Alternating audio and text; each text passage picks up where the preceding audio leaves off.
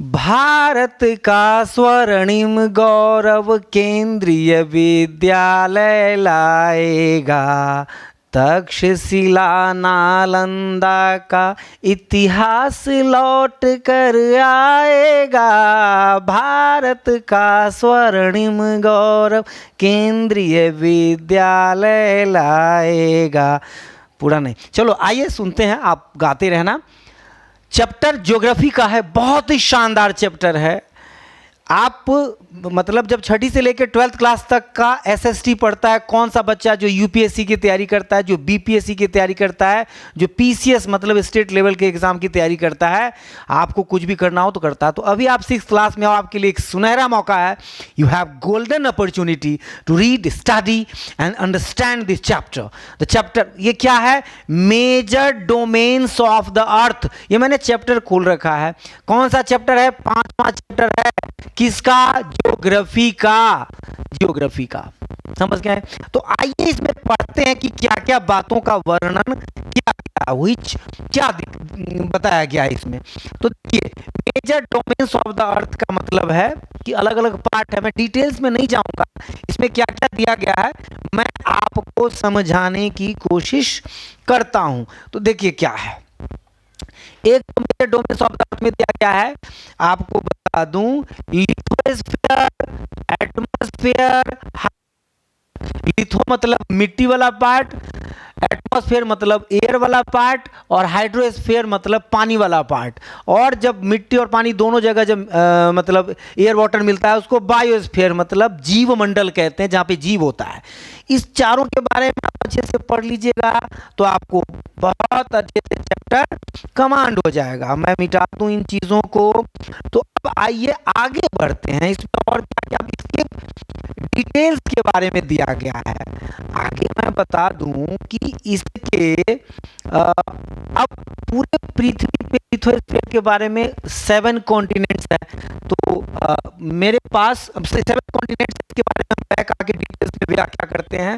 वही Asia, Africa, Australia, Antarctica और भी 7 हैं टोटल मिला करके, मतलब ये कॉन्टिनेंट्स इन 7 की विशेषता के बारे में, विशेषता मतलब इसके फीचर्स के बारे में अच्छे से पढ़ेंगे। ये दिया गया है इस चैप्टर में, ये दिया ना, देख तो अलग अलग, south Africa, north America, Australia इसकी क्या है, अंटार्कटिका। और ये चैप्टर आप पढ़े होंगे मतलब अच्छे से, और मैं आपको समझाता हूँ डिटेल्स में, अभी बताने की कोशिश करता हूँ ताकि आपको समझ में आ जाए।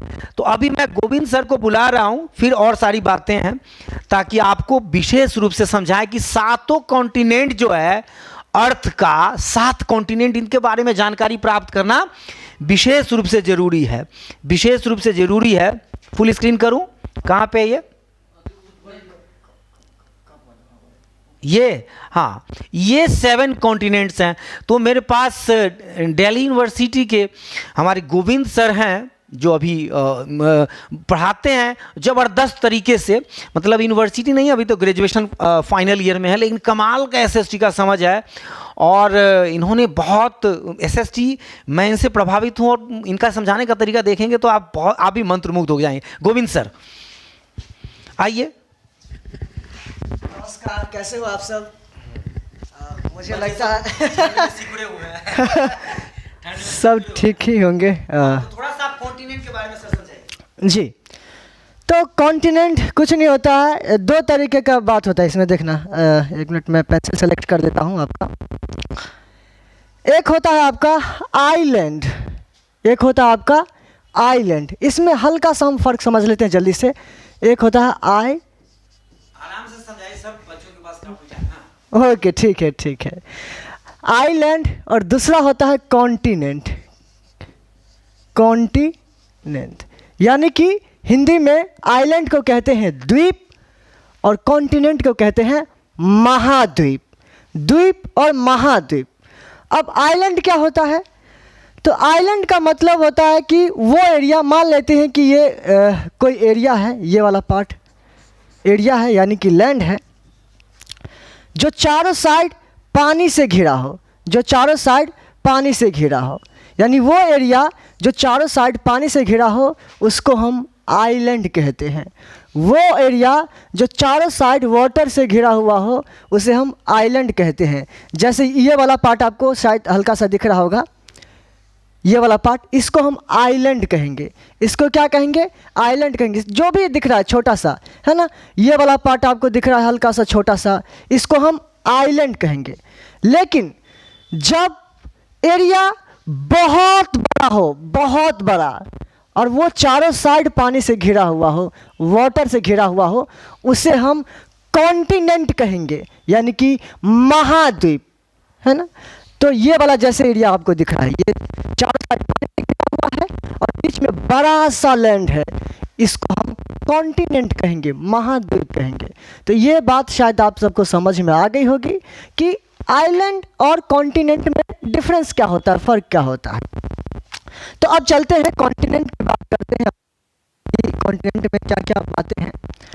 तो ये जो आपका अर्थ है, अर्थ यानी कि पृथ्वी है, वो 7 पार्ट में डिवाइड है, 7 कॉन्टिनेंट में डिवाइड है। आपका जो अर्थ है, जो पृथ्वी है, वो कितने पार्ट में डिवाइड है? 7 पार्ट में डिवाइड है, 7 पार्ट में डिवाइड है, 7 पार्ट में डिवाइड है। कौन कौन सा? पहला है आपका ये जो येलो कलर दिख रहा है, ये कौन सा येलो कलर दिख रहा है आपका? ये वाला पार्ट, ये जो येलो कलर दिख रहा है, ये वाला पार्ट, ये है आपका पहला पार्ट, है ना। ये जो येलो कलर दिख रहा है, ये पहला पार्ट है। इस पार्ट को हम कहते हैं एशिया, एशिया। तो पहला महाद्वीप कौन सा है? एशिया। पहला महाद्वीप कौन सा है? एशिया।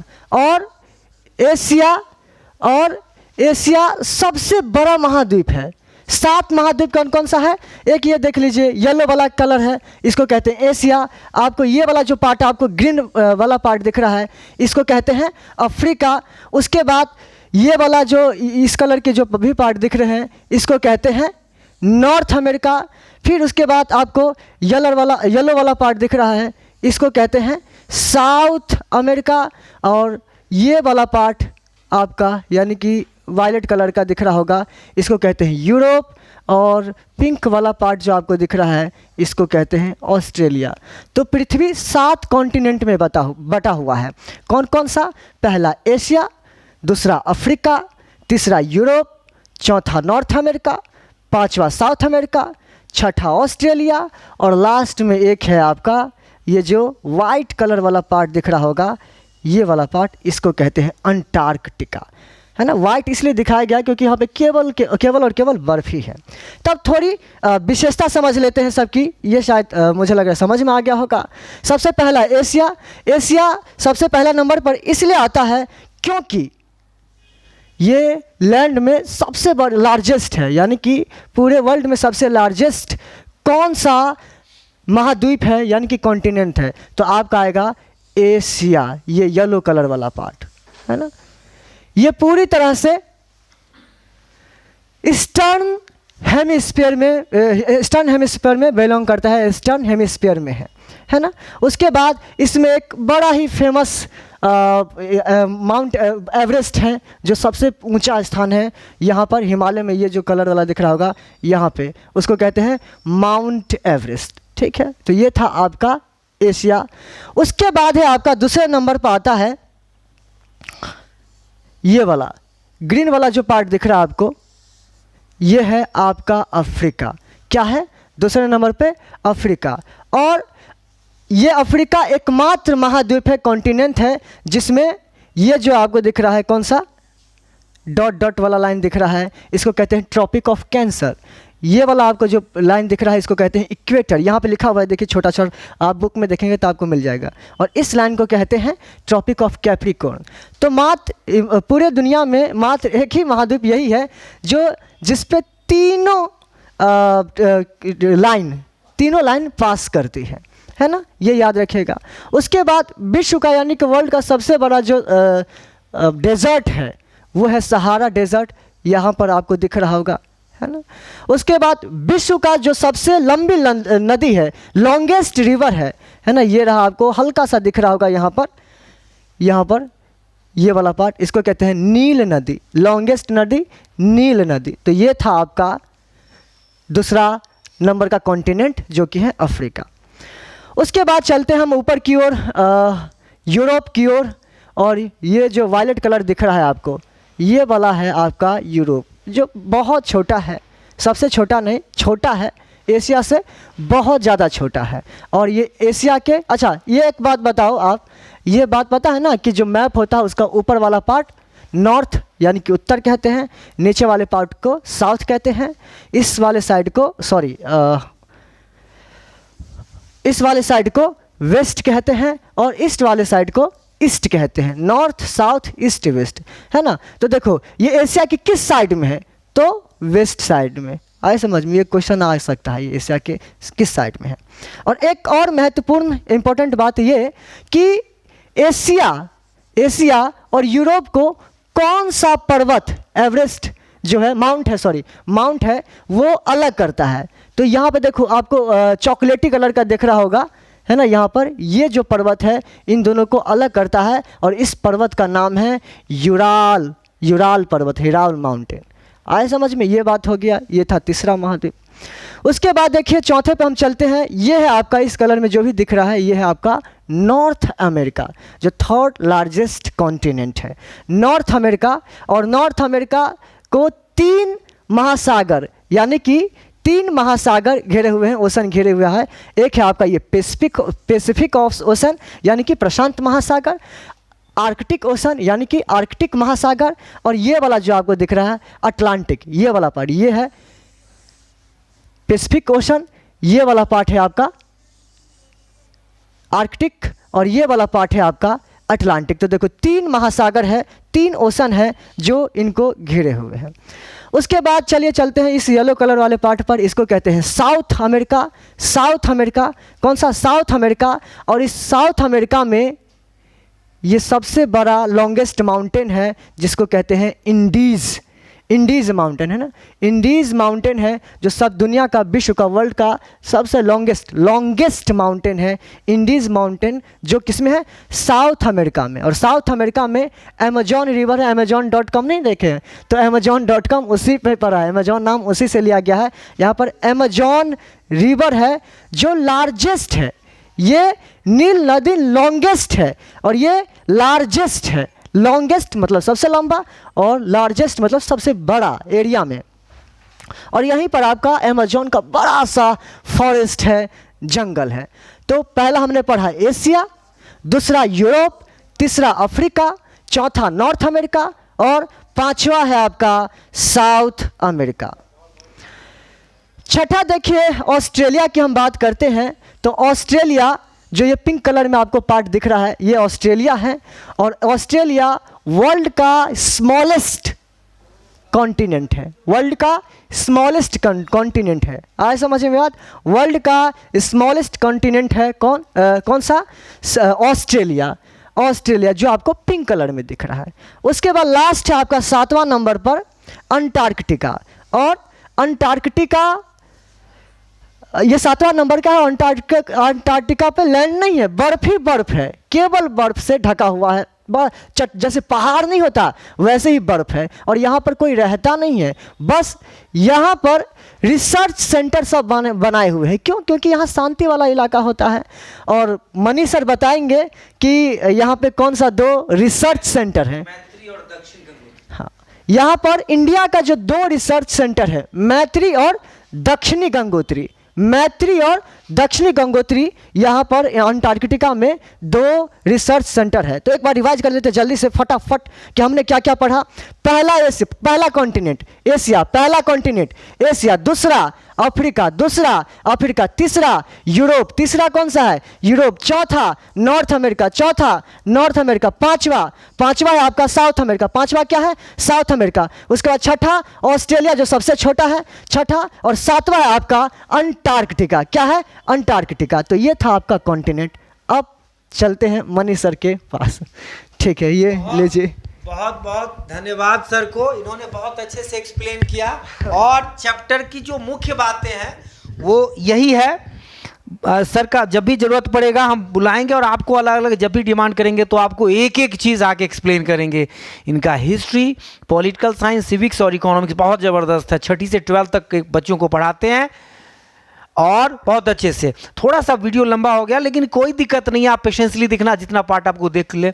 अब मैं इसके क्वेश्चन आंसर पर चलते हैं और हम लोग चलते हैं इसमें, देखते हैं और आगे की बातें जो पेपर से रिलेटेड है वो एक्सप्लेन करते हैं। किधर है पेज? हाँ, अब आइए इसके NCERT questions.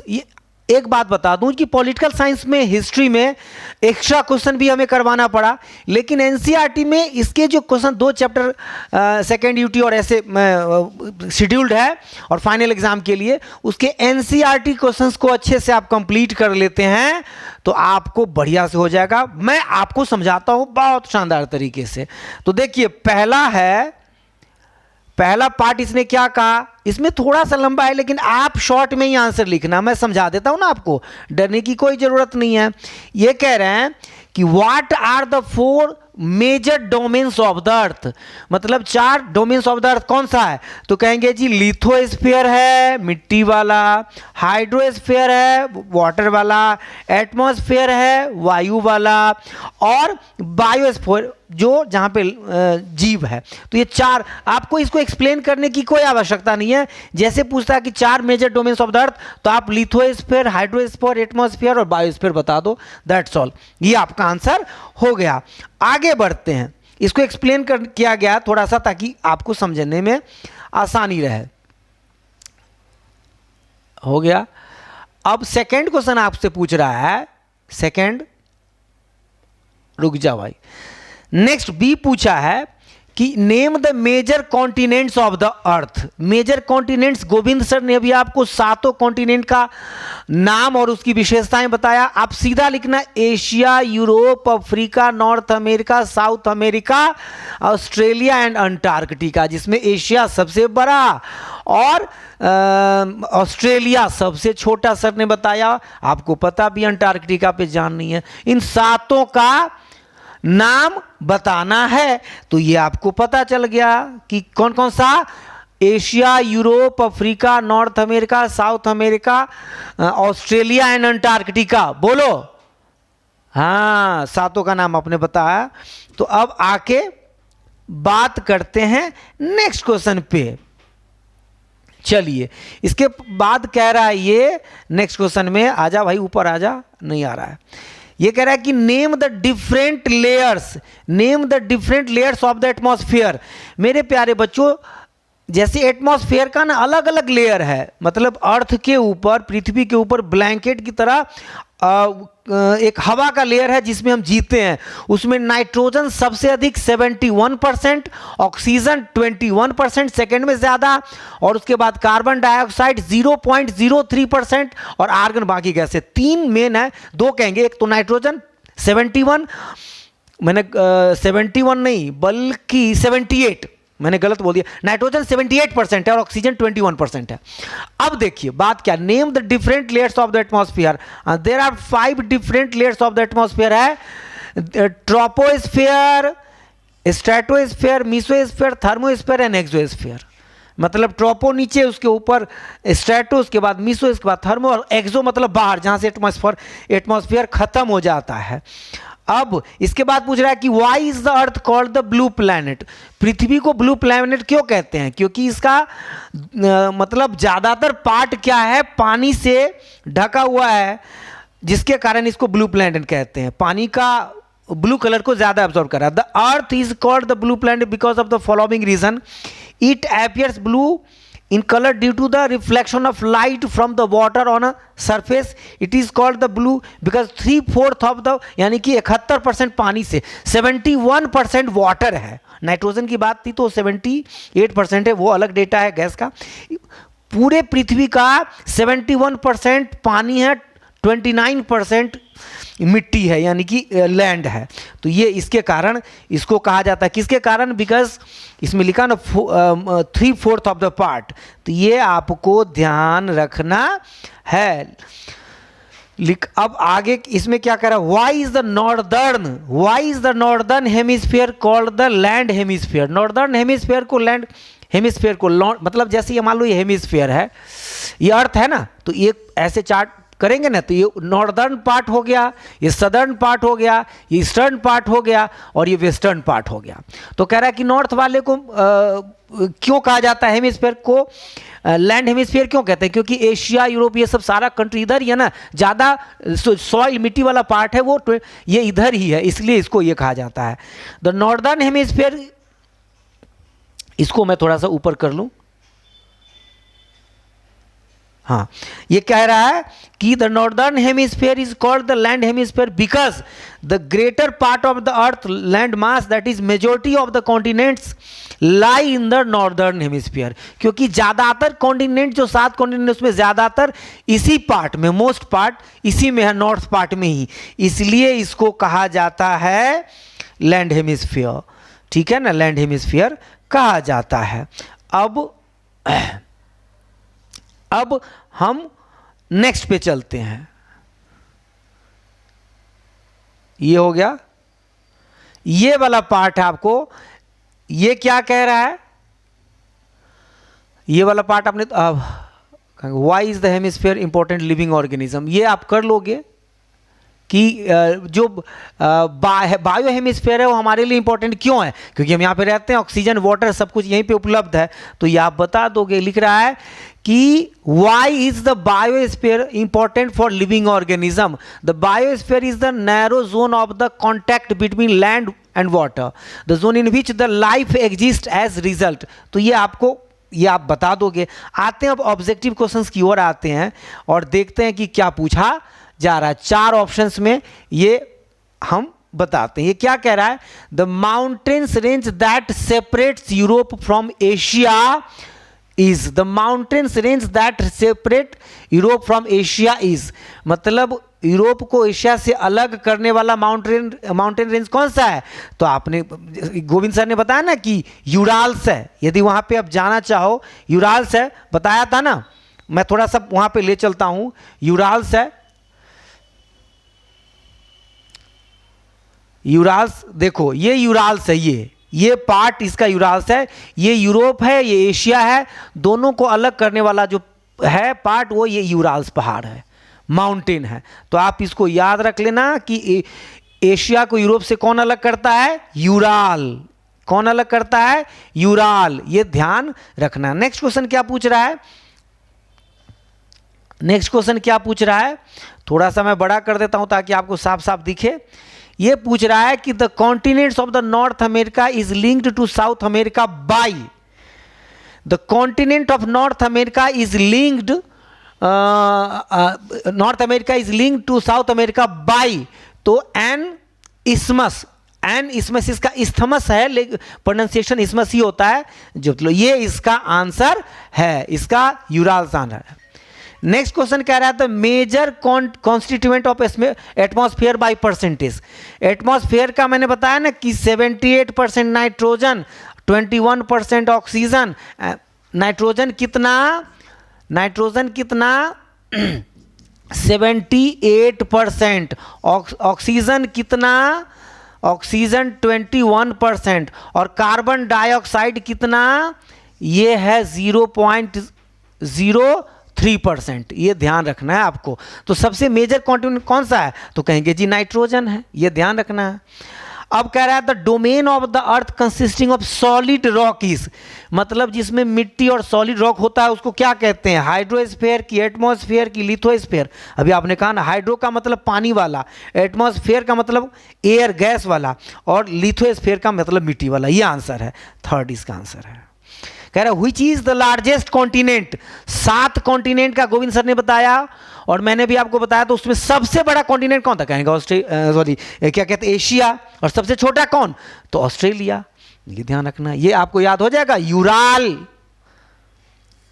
इस्मस, nitrogen 78%, lithosphere, Asia. मुझे लगता है कि बहुत अच्छे से आपने समझ लिया है। अब आगे बढ़ें तो ये पार्ट है, ये है, चलिए ये क्या कह रहा है जी? हो गया, ये हमने कर दिया। मेजर कॉन्स्टिट्यूएंट आपने बता दिया nitrogen. The domains of the earth consisting of solid rock, ये भी बता दिया। Which is the largest continent, ये भी बता दिया, एशिया। तो फिर रह कौन सा गया भाई? अच्छा, ये आंसर हमने दे दिया है, आप देख लेना। ये आंसर आपको कभी भी डाउट हो तो यहाँ पे नीचे आंसर भी है। कट गया क्या? चलिए आगे बढ़ते हैं, आगे बढ़ते हैं। ये है इस, अरे ये कौन सा आ गया? खत्म हो गया क्या? देखना है, नहीं खत्म नहीं हुआ। कहां से करूं? ये फिलिप्स है। हाँ ये फिलिप्स है, फिलिप्स की ये रहा। अरे भाई अच्छा, तो ये फिलिप्स है। मुझे लगता है कि आप सबको दिख रहा होगा। लिख रहा है कि the deepest point on the earth is, एक है पैसिफिक ओशन, हाइड्रोस्फीयर में आएगा। इंडियन ओशन है, आर्कटिक है, पैसिफिक है, अलग अलग है। पैसिफिक ओशन सबसे बड़ा है, जैसे एशिया कॉन्टिनेंट में सबसे बड़ा है, तो हाइड्रोस्फीयर समंदर में सबसे बड़ा पैसिफिक। उसके अंदर एक मरियाना ट्रेंच है। कौन सा ट्रेंच? Mariana trench. देखो उसके अंदर कौन सा है? Mariana trench. मरियाना, ये लिखा मरियाना ट्रेंच, समझ पा रहे हैं ना? मरियाना ट्रेंच मतलब खाई कहते हैं, यानी कि समंदर के नीचे जो खाई होता है, समंदर तो खुद गहरा है, उसके नीचे भी नीचे वाला पार्ट जो होगा खाई, उसको मरियाना ट्रेंच कहते हैं। बहुत हिमालय पहाड़ से भी ज़्यादा गहरा है। पृथ्वी पे सबसे ऊंचा पहाड़ माउंट एवरेस्ट, और पृथ्वी पे सबसे नीचे, अर्थ का सबसे निचला पार्ट वो है मरियाना ट्रेंच। तो इसका आंसर है मरियाना ट्रेंच। नेक्स्ट बी में क्या है? The dash ocean is the named after country, मतलब सभी ओशन का नाम अलग अलग नाम है, लेकिन मात्र हिंद महासागर है, इंडियन ओशन जिसको कहते हैं अंग्रेजी में, उसका नाम इंडिया से है। द इंडियन, इसको हिंदी में कहते हैं हिंद महासागर, इंग्लिश में कहते हैं इंडियन ओशन, उसी का नाम भारत के नाम से है, तो इसीलिए इसका आंसर है द इंडियन। सी पूछ रहा है the dash is a narrow contact of land water and air, तो वो कौन सा है? बायोस्फीयर। अलग अलग तरीके का स्फीयर है ना, बायोस्फीयर, हाइड्रोस्फीयर है और अलग। तो बायोस्फीयर का मतलब जहां पे दोनों मिलता है। The biosphere is narrow contact zone of land water and air, land water और एयर तीनों का जैव मंडल हिंदी में कहा जाता है। तो ये हो गया, ये हो गया, ये हो गया। The constituent of Europe, the continents of the Europe and Asia together are known as, Europe और एशिया को एक साथ क्या कहते हैं? तो कहते हैं यूरेशिया। क्या कहा जाता है? यूरेशिया, यूरेशिया कहा जाता है, ये ध्यान रखना है। Eurasia, the continents of the Europe and Asia, दोनों मिला के यूरोप, एशिया, यूरेशिया। आगे है the highest mountain peak on the earth is mount Everest. क्या कहा जाता है? पृथ्वी पे, सब अर्थ पे सबसे ऊंची चीज है जो माउंट एवरेस्ट है, नेपाल में है, भारत के बगल में, नॉर्थ पार्ट में। और पूरे पृथ्वी पे से मतलब सबसे नीचे वाला पार्ट है वो है मरियाना ट्रेंच, पैसिफिक ओशन, प्रशांत महासागर में, प्रशांत महासागर में। तो मुझे लगता है कि अब हो गया है पूरा मामला खत्म। ये चैप्टर आपने बहुत अच्छे से समझा, ये आपको कॉन्टिनेंट गोविंद सर ने बहुत अच्छे से बताया, और चैप्टर भी मैंने अच्छे से समझा दिया। तो मुझे लगता है थोड़ा ज़्यादा है, लेकिन चैप्टर आप इस वीडियो को एक बार देख लोगे तो आप चैप्टर भी समझ में आ जाएगा, और एनसीईआरटी के सारे क्वेश्चंस को कर लेते हो तो वो भी खत्म हो जाएगा। अब मैं अगला चैप्टर वीडियो बनाऊंगा, वो भी आपसे शेयर करूंगा, मतलब एक एक चीज आपको समझा के छोड़ूंगा। घर बैठे आप तैयारी करें, बहुत खुशी की बात है। Thank you very much.